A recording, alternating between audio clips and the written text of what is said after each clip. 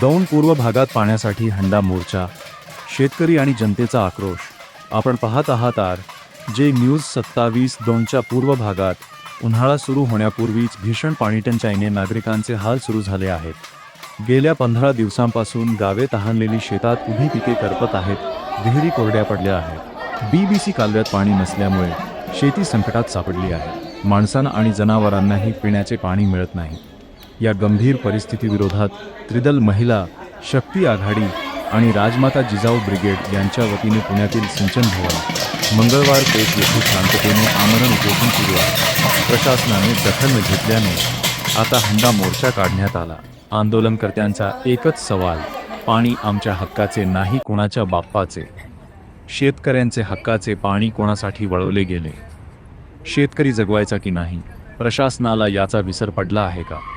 दौंड पूर्व भागातील जनतेचा आक्रोश आता तीव्र झाला आहे.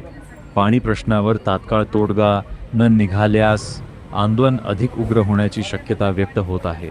प्रतिनिधी विकास साळुंखे.